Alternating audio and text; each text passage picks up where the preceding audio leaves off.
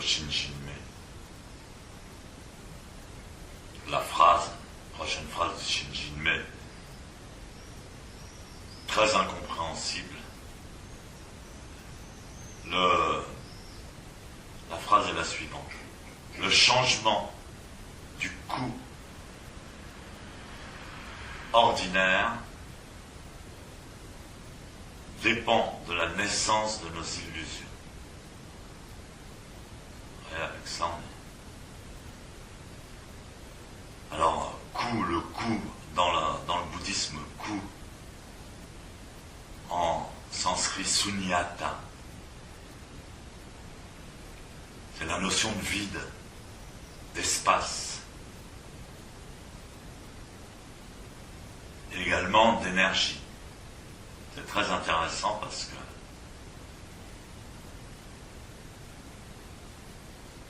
alors qu'est-ce que le coup ordinaire?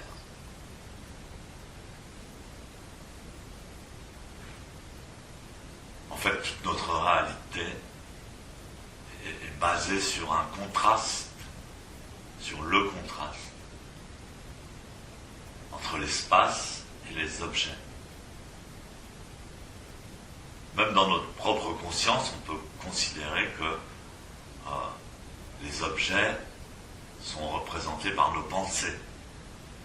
Nos pensées représentent un objet. Par rapport à la non-pensée qui va représenter un espace vide. Donc, comme on dit, pour définir un espace, pour définir un objet, nous avons besoin de l'espace. De même que pour définir l'ombre, on a besoin de la lumière.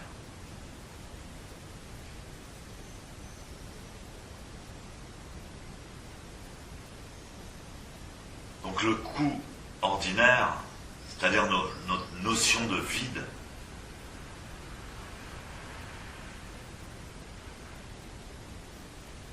c'est la pensée, la conscience ordinaire.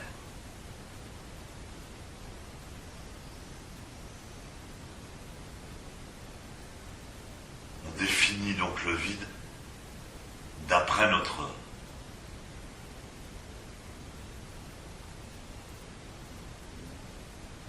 la largeur, la grandeur, l'amplitude de notre propre conscience et de notre expérience.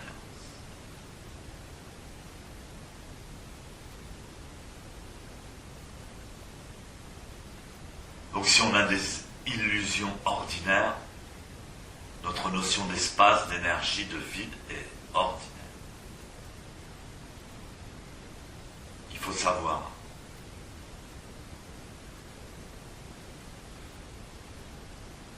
que toutes nos notions humaines de réalité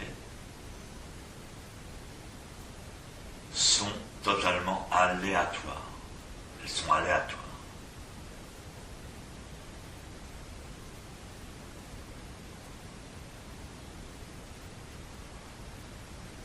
Et elles nous dépassent nous-mêmes. Nous pensons à notre civilisation, à notre humanité comme quelque chose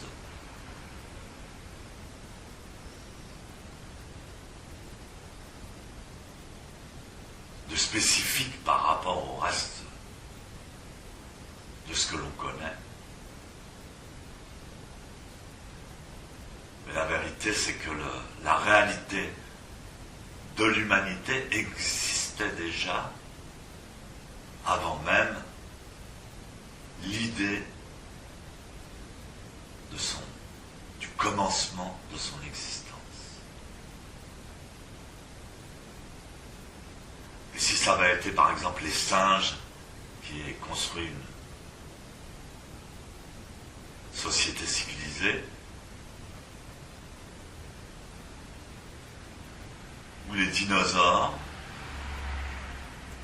il y aurait une grande différence avec notre réalité humaine, mais fondamentalement,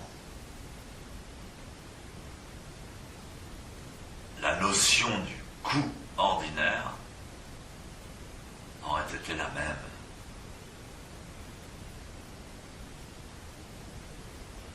exemple, notre conscience est telle qu'elle est en relation avec notre système solaire. Notre système solaire existait avant nous. Et nous sommes. Notre conscience est calquée à partir du système solaire tel qu'il est. S'il y avait 2, 3 soleils, ça changerait tout.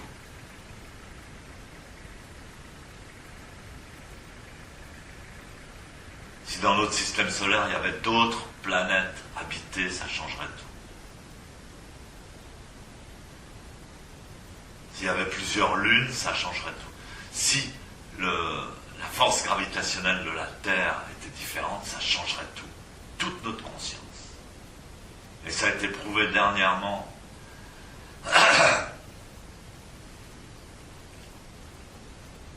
Je crois que c'est les Russes qui ont mis ça en, comment on dit, qui ont publié cette information.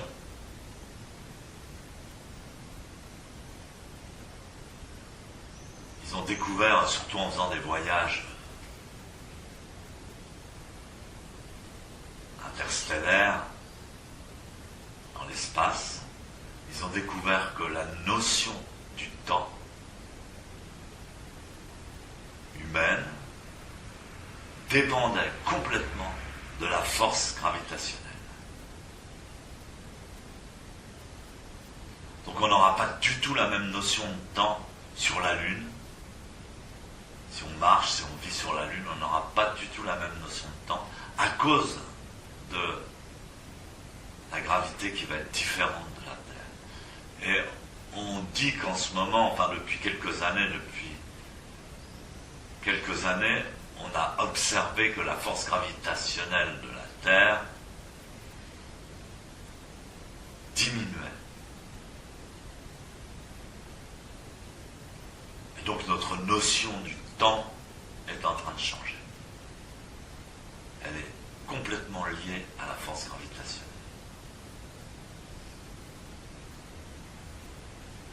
Donc la notion du coup du vide, de l'espace ordinaire dépend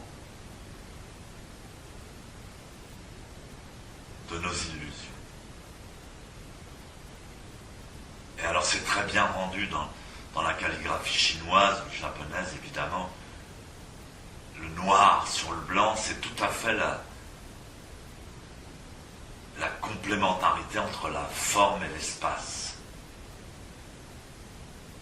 Alors je ne suis pas un maître en calligraphie, mais je sais que l'espace est tout aussi important que la lettre, que l'idéogramme lui-même.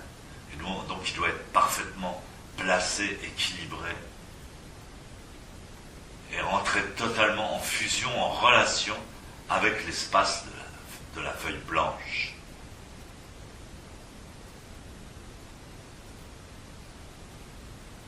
Donc il y a deux mouvements différents qui se produisent dans notre corps pendant un zen.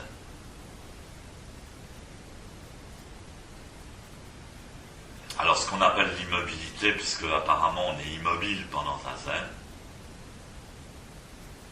c'est justement le fait qu'on ne fait pas intervenir de mouvements issus de la volonté personnelle. Les mouvements réactifs, donc il y a deux sortes principales de mouvements réactifs liés à l'ego, à la survie en fait de notre être. Ce sont des mouvements qui tentent à attraper quelque chose, à courir après quelque chose, ou alors au contraire des mouvements qui consistent à fuir, à échapper à quelque chose. Donc ça, ce sont les mouvements qu'on arrête quand on fait zazen, pendant le zazen.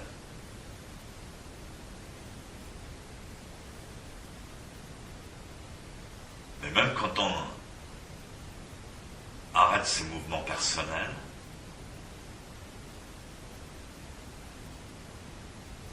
il se produit une autre sorte de mouvement qui est lié justement au système solaire et vraisemblablement beaucoup plus loin que ça, peut-être même à un système galactique ou système universel.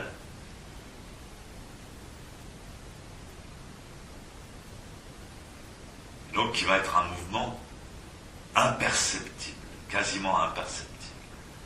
On parle de biorhythme, par exemple. Donc ça va être un mouvement quasiment imperceptible de notre système nerveux sympathique, parasympathique, musculaire, etc., même cellulaire, en fait. Mais c'est un mouvement qui va être lié directement au fonctionnement, au mouvement général du cosmos. Et donc en particulier à proximité de notre système solaire. Donc un mouvement qui va être différent selon la croissance ou la décroissance de la Lune, par exemple, selon le jour ou la nuit, selon la saison également. Et donc en Zazen, on doit pouvoir observer ce mouvement et en fait l'accompagner. Donc ça demande d'être très patient et disponible. Et donc on l'accompagne et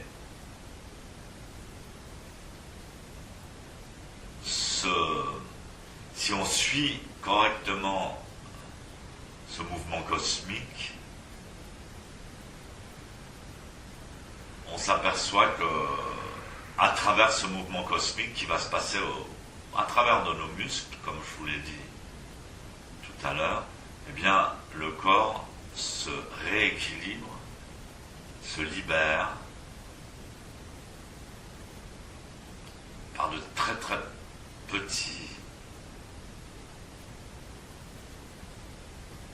petites forces.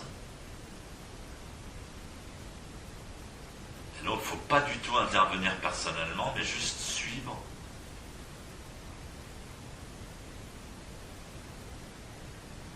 Même entrer dans l'espace, parce qu'il n'y a pas de mouvement sans espace, sans coup. On va observer, Sensei disait, c'est une homéostasie. On va observer à travers notre corps, l'homéostasie.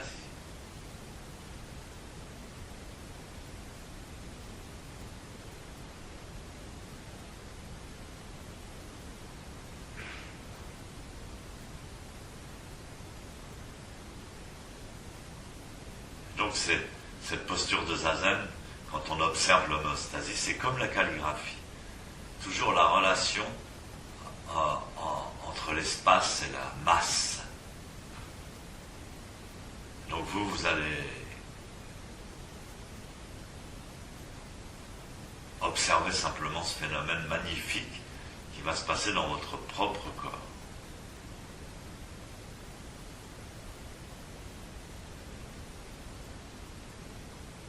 C'est vrai qu'avec notre habitude de l'ordinateur, tout ça, en fait, on est toujours extrêmement pressé.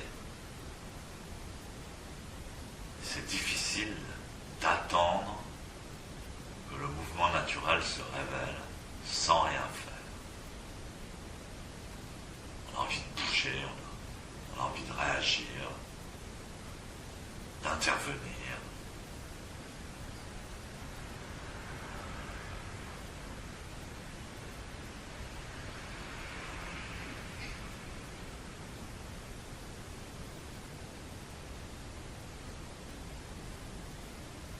Donc c'est important aussi de ne pas oublier de respirer parce que la respiration justement amplifie l'espace.